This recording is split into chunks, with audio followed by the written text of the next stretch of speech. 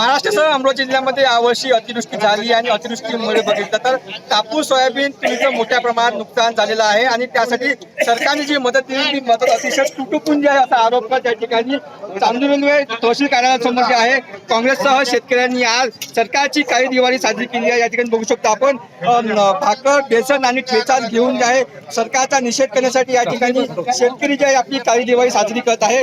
मोठ्या संख्येनं या ठिकाणी जे शेतकरी दाखल झालेले आहे। आमच्या जे नुकसान झालं त्याला हेक्टरी 50,000 रुपये नुकसान भरपाई द्यावी यासोबतच शेतकऱ्यांचा सातबारा कोरा करावा अशी संपूर्ण जी मागणी आहे ही मागणी घेऊन या ठिकाणी शेतकरी मोठ्या प्रमाणात दाखल झालेले आहे। आपल्यासोबत काँग्रेसचे नेते वीरेंद्र भाऊ जगताप आहेत। काय नेमकी मागणी आहे या ठिकाणी तुम्ही शेतकऱ्यांसोबत काही दिवस साजरी करत आहे? सरकारनं जाहीर केलेलं पॅकेज फसवा आणि बोगस आहे, अत्यंत खोटारडा आहे। 31,000 कोटीच्या पॅकेज मध्ये 10,000 कोटी रस्त्यासाठीच आहे। रस्ते, पूल, MSCBचे पूल उभं करणे।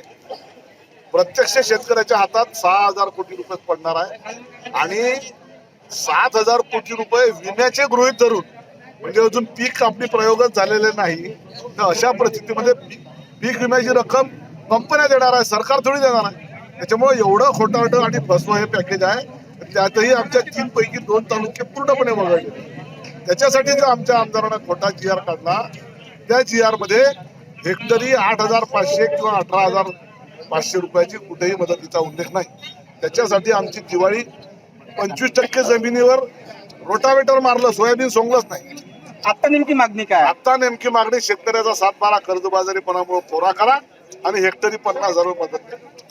एकंदरीत बघितलं तर आमचा संपूर्ण सातबारा कोरा करावं, हेक्टरी सरसकट 50,000 रुपये मदत द्यावी अशी मागणी या ठिकाणी शेतकऱ्यांनी केली आहे। त्यामुळे आता सरकारने या शेतकऱ्यांची मागणी मान्य करावी अशी जनभावना जनसामान्यांमध्ये आहे। अमर गटे, साम TV, चांदूर रेल्वे, अमरावती। आता isakal.com आहे देशातील नंबर 1 ची मराठी न्यूज वेबसाईट। प्रत्येक अपडेटसाठी isakal.com ला नक्की भेट द्या।